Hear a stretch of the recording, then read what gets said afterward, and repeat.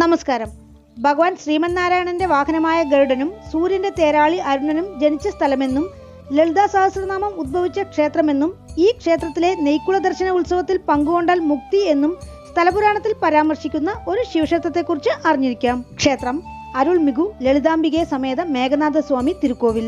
ഈ ക്ഷേത്രം തമിഴ്നാട്ടിൽ തിരുവാരൂർ ജില്ലയിൽ പേരളത്തിനടുത്ത് തിരുമീയച്ചൂർ എന്ന സ്ഥലത്താണ് സ്ഥിതി ചെയ്യുന്നത്. ഇവിടെ ഭഗവാൻ ശ്രീപരമേശ്വരൻ, മേഘനാഥസ്വാമി, മിഹാര അരുണേശ്വരർ, മുയർച്ചിനാഥർ എന്നീ നാമങ്ങളിലും ശ്രീ പാർവതി, മേഖലാമ്പാൾ, മനോന്മണി അമ്മൻ, ലളിതാംബികെ, സൗന്ദര്യനായകി എന്നീ നാമങ്ങളിലും അനുഗ്രഹം ചൊരിയുന്നു.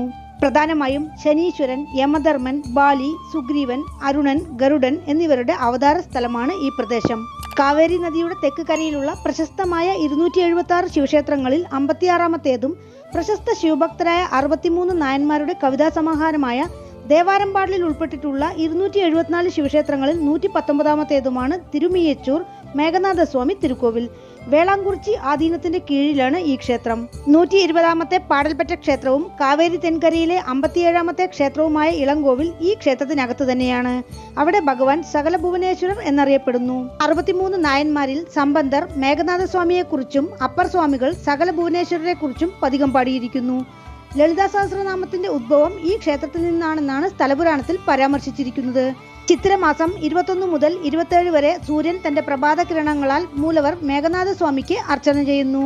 ചതയൻ നക്ഷത്രത്തിന്റെ അതിദേവതയായ യമധർമ്മൻ നീണ്ട ആയുസ്സിനായി ഇവിടെയുള്ള മൂലവർക്ക് 1008 ശംഖുകളാൽ അഭിഷേകം ചെയ്ത് യമലോകത്തിന്റെ സ്ഥലവൃക്ഷമായ പിരണ്ടെ ചെടി, അതായത് വജ്രവല്ലി കൊണ്ട് പിരണ്ടെ സാദം താമരയിലയിൽ നിവേദിച്ച് വരങ്ങൾ നേടിയതായാണ് പുരാണങ്ങളിൽ പരാമർശം.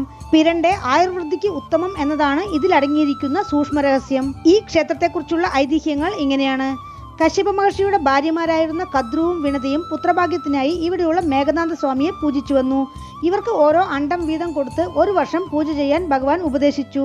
കാലമെത്തിയപ്പോൾ വിനതയ്ക്ക് കൊടുത്ത മുട്ടയിൽ നിന്നും ഗരുഡൻ പുറത്തു വന്നത് കണ്ട് ദുഃഖിതയായ വിനതയോട് ഈ ഗരുഡൻ മഹാവിഷ്ണുവിന്റെ വാഹനമായി അറിയപ്പെടും എന്ന് ഭഗവാൻ ഉര ചെയ്തു.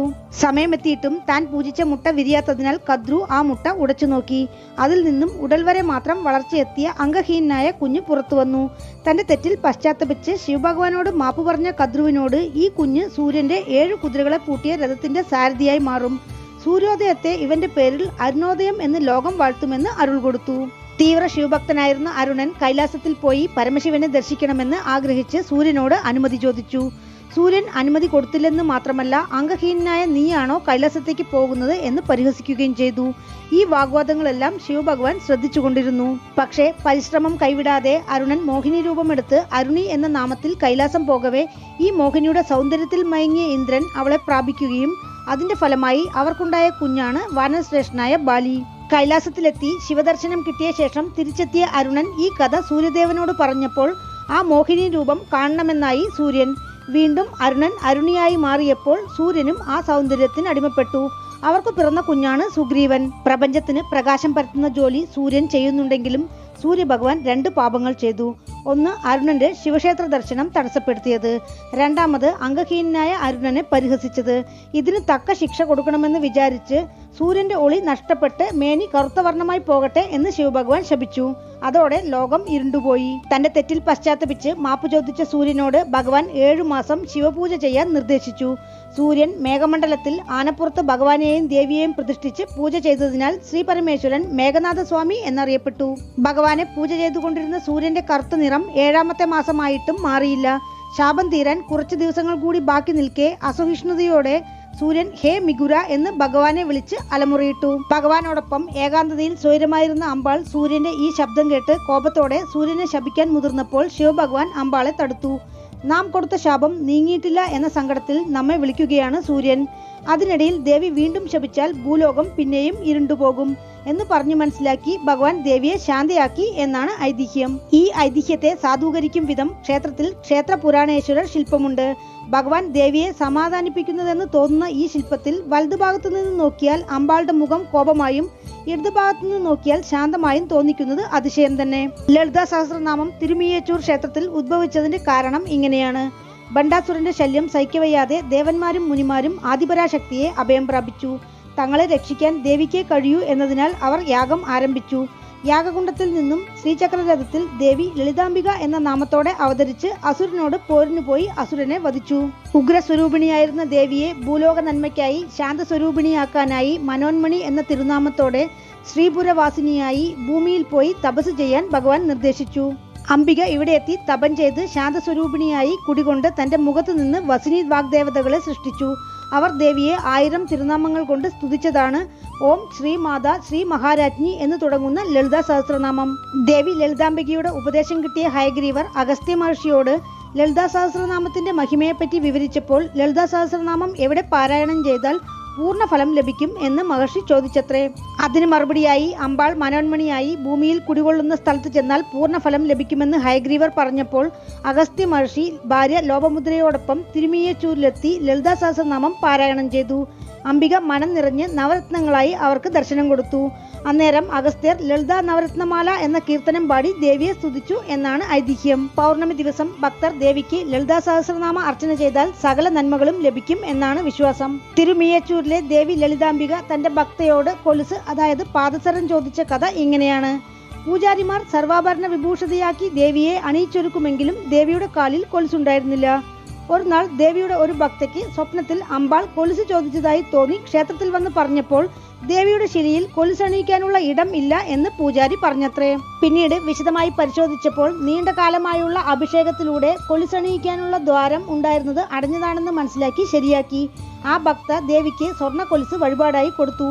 അന്നു മുതൽ ഇന്നുവരെ ഭക്തർ ആഗ്രഹ സഫലീകരണത്തിനായി സ്വർണത്തിലും വെള്ളിയിലും ഏകദേശം 11.5 ഇഞ്ച് അളവിലുള്ള കൊലുസ് സമർപ്പിച്ച് പ്രാർത്ഥിക്കുന്നു. ഈ ക്ഷേത്രത്തിലെ പ്രധാന ഉത്സവമാണ് നെയ്ക്കുള ദർശന ഉത്സവം. വൈകാശി പൗർണമി, വിജയദശമി, തൈ അമാവാസി എന്നീ 3 ദിവസങ്ങളിൽ വർഷത്തിൽ 3 പ്രാവശ്യം മാത്രം ഈ ഉത്സവം നടക്കുന്നു. 15 അടി നീളത്തിൽ 4 അടി വീതിയിൽ വാഴയില വിരിച്ച് അത് 3ആയി വിഭജിച്ച് ആദ്യത്തേതിൽ ശർക്കര പൊങ്കൽ, രണ്ടാമത്തേതിൽ പുളിയോദര, മൂന്നാമത്തേതിൽ തൈർ സാദം എന്നിങ്ങനെ 50 കിലോ വീതം നിറയ്ക്കുന്നു. ഇതിൽ ശർക്കര പൊങ്കലിന് നടുവിൽ കുളംപോളി ഉണ്ടാക്കി നെയ് നിറയ്ക്കുന്നു.